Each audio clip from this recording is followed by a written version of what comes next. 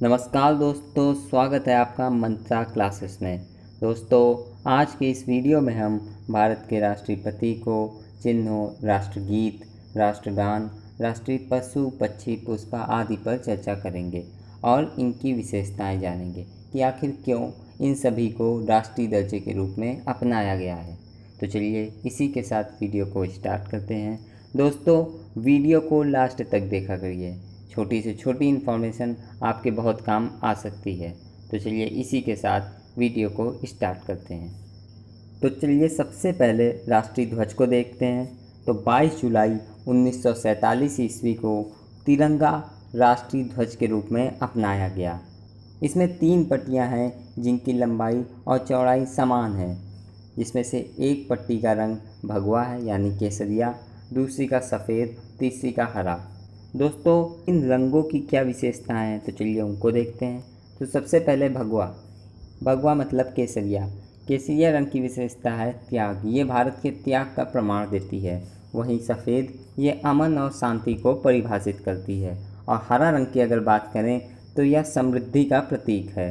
और उसी के साथ ही साथ तिरंगा के बीचों बीच एक चक्र है जिसका रंग नीला है और उसमें 24 तीलियां हैं। दोस्तों, चक्र का रंग नीला है, इसका मतलब यह भारत के विस्तार को परिभाषित करती है और 24 तीलियां 24 घंटे कार्य करने का प्रमाण देती हैं। तो चलिए इसके साथ ही साथ अगली चीज़ को देखते हैं। तिरंगे के लंबाई और चौड़ाई का अनुपात 3:2 है। यह सुप्रीम कोर्ट के आदेशानुसार संचालित किया जाता है। तो दोस्तों, अगर हम तिरंगे की लंबाई और चौड़ाई को देखें तो उसका अनुपात 3:2 है और इसका संचालन सुप्रीम कोर्ट के दिशा निर्देश के अनुसार किया जाता है। तो चलिए इसके पश्चात हम राष्ट्रीय चिन्ह के विषय में थोड़ा देखते हैं। दोस्तों, अगर हम राष्ट्रीय चिन्ह को देखें तो यह 26 जनवरी 1950 ईस्वी को अपनाया गया था। अशोक के सारनाथ स्तंभ का शीर्ष राज चिन्ह के रूप में अपनाया गया था। तो दोस्तों, अगर हम राज्य चिन्ह को देखें तो जो अशोक का सारनाथ स्तंभ है उसका शीर्ष ही भारत का राज्य चिन्ह है और यह 26 जनवरी 1950 ईस्वी को अपनाया गया था। दोस्तों, इस चिन्ह में 3 से दृष्टिगोचर होते हैं यानी दिखाई देते हैं, जिनके नीचे 4 जानवर इस क्रम में होते हैं। तो चलिए इसको भी देखते हैं। तो जो चिन्ह है राष्ट्रीय चिन्ह, उसमें सिर्फ 3 शेर दिखाई देते हैं और एक शेर पीछे की ओर होता है जो सामान्यतः नहीं दिखाई देता है और उसके नीचे 4 जानवर इस क्रम में रहते हैं, जिसे यहाँ पर घोड़ा हो गया और घोड़े के ठीक पीछे शेर होता है और इधर तरफ बैल हो गया और बैल के ठीक पीछे हाथी होता है। इस क्रम में इनका स्थायित्व बना हुआ है। तो चलिए इसके पश्चात अगले तथ्य को देखते हैं। मुंडकोपनिषद से सत्यमेव जयते लिया गया है। राज चिन्ह का उपयोग मात्र अधिकृत लोगों द्वारा किया जाता है। तो दोस्तों, अगर हम देखें सत्यमेव जयते कहाँ लिया गया है तो वह मुंडकोपनिषद से लिया गया है। दोस्तों, अक्सर कई कॉम्पिटिटिव एग्जाम्स में यह क्वेश्चन देखने को मिलता है कि सत्यमेव जयते कहाँ से लिया गया है, तो उसका सही उत्तर हो जाएगा मुंडकोपनिषद। दोस्तों, राज चिन्ह का उपयोग मात्र अधिकृत लोगों द्वारा ही किया जाता है, जिसमें से केंद्रीय मंत्री हो गए या फिर अखिल भारतीय सेवाओं के अधिकारी हो गए या सेना के कमीशन्ड अधिकारी हो गए। इन सभी के द्वारा राज चिन्ह का प्रयोग किया जाता है। अब इसके पश्चात चलिए हम राष्ट्रगान को देखते हैं।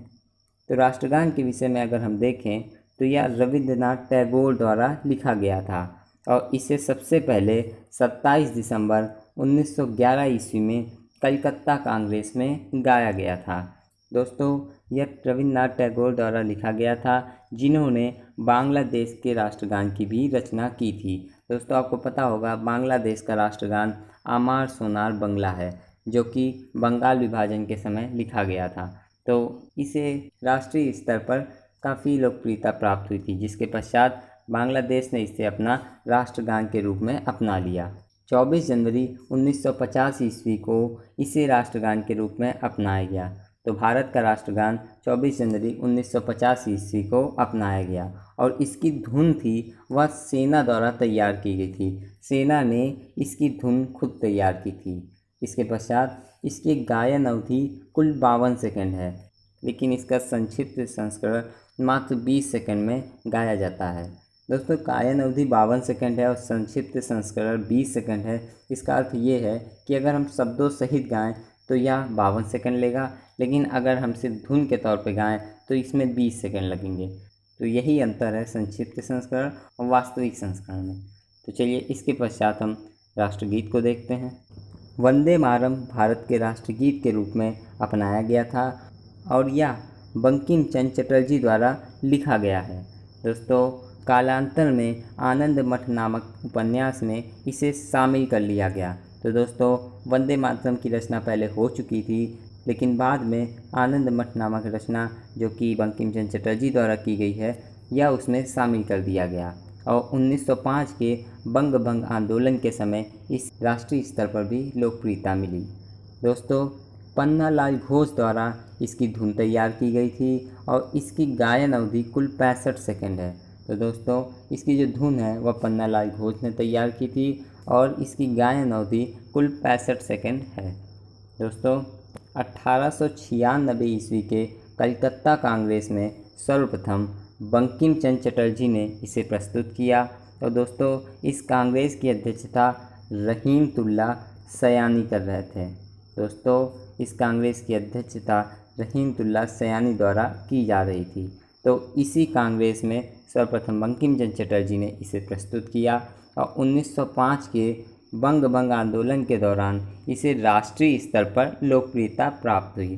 तो दोस्तों अंग्रेज़ों द्वारा अफवाहों फैलाने के बाद इसकी लोकप्रियता घट गई और इसे राष्ट्रगान न बनाकर राष्ट्रगीत के रूप में शामिल किया गया। तो चलिए इसके पश्चात राष्ट्रीय पंचांग को देखते हैं। 22 मार्च 1957 ईस्वी को शक संवत और ग्रिगोरियन कैलेंडर को राष्ट्रीय पंचांग के रूप में अपनाया गया। तो दोस्तों शक संवत और ग्रिगोरियन कैलेंडर राष्ट्रीय पंचांग के रूप में अस्तित्व में आए और 22 मार्च 1957 ईस्वी को इन्हें अपनाया गया। दोस्तों शक संवत 78 ईस्वी में कनिष्क द्वारा प्रारंभ किया गया था और यह प्रतिवर्ष 22 मार्च से प्रारंभ होता है। दोस्तों इसके पश्चात पोप ग्रिगोरी ने अंग्रेजी कैलेंडर को अंतर्राष्ट्रीय रूप दिया और इसका व्यवस्थित रूप से वर्णन पोप ग्रिगोरी द्वारा ही किया गया, इसीलिए इस कैलेंडर को ग्रिगोरियन कैलेंडर भी कहा जाता है। तो चलिए इसके पश्चात अगली चीज़ को देखते हैं। तो दोस्तों अगली चीज़ है राष्ट्रीय पशु। तो अगर हम राष्ट्रीय पशु की बात करें तो वह बाघ है। इसका biological name panther tigris Linnaeus है। यह 1972 ईस्वी से राष्ट्रीय पशु के रूप में अपनाया गया है। इससे पहले शेर भारत का राष्ट्रीय पशु हुआ करता था, परंतु 1972 ईस्वी से बाघ को यह दर्जा प्राप्त है। तो चलिए इसके पश्चात अगली चीज़ को देखते हैं। तो दोस्तों अगली चीज़ है राष्ट्रीय पक्षी। तो अगर राष्ट्रीय पक्षी के विषय में चर्चा करें तो पाओ क्रिस्टेटस लीनियस यानी मोर। तो मोर को राष्ट्रीय पक्षी के रूप में दर्जा प्राप्त है और इसे 1963 ईस्वी से यह दर्जा प्राप्त है, या 1963 ईस्वी से मोर भारत का राष्ट्रीय पक्षी है। तो चलिए इसके पश्चात राष्ट्रीय पुष्प को देखते हैं। तो दोस्तों नीलम्बो न्यूसीफेरा यानी कमल, कमल को भारत के राष्ट्रीय पुष्प के रूप में दर्जा प्राप्त है। अब इसके पश्चात चलिए राष्ट्रीय वृक्ष को देखते हैं। तो राष्ट्रीय वृक्ष के विषय में चर्चा करें तो फाइकस वेंगालिनसस यानी बरगद, बरगद को भारत के राष्ट्रीय वृक्ष के रूप में दर्जा प्राप्त है। और अब राष्ट्रीय फल को देखें तो राष्ट्रीय फल के रूप में मैंगोफेरा इंडिका यानी आम, आम को भारत के राष्ट्रीय फल के रूप में जाना जाता है। चलिए इसके पश्चात राष्ट्रीय नदी को देखते हैं। तो राष्ट्रीय नदी के विषय में अगर चर्चा करें तो गंगा नदी को राष्ट्रीय नदी का दर्जा प्राप्त है। दोस्तों यहाँ पर गंगा नदी को राष्ट्रीय नदी का दर्जा इसलिए दिया गया क्योंकि हिंदू मान्यता के अनुसार यह काफ़ी पवित्र मानी जाती है। भारत में इसकी लंबाई सर्वाधिक है 25 किलोमीटर, और इसके साथ ही साथ यह भारत के कई राज्यों को आपस में जोड़ती है, उनमें आपसी तालमेल बनाती है और यह भारत के कई राज्यों से होती हुई गुजरती है, जिससे तमाम प्रकार की संस्कृतियों का भी जोड़ मिलता है। तो चलिए इसके पश्चात अगली चीज़ को देखते हैं। राष्ट्रीय जलीय जंतु। तो दोस्तों राष्ट्रीय जलीय जंतु के रूप में स्विस मछली को यह दर्जा प्राप्त है। दोस्तों इस मछली को ही मीठे पानी की डॉल्फिन भी कहा जाता है। दोस्तों, स्विस मछली एक ऐसी मछली है जो गंगा और ब्रह्मपुत्र नदी में मुख्यतः पाई जाती है। और दोस्तों, इस मछली की आँखों में लेंस नहीं होता है, जिसके कारण यह देख नहीं पाती है और इसीलिए यह सोनार रेस का प्रयोग करती है किसी चीज़ की दूरी समझने में या उसे जानने में।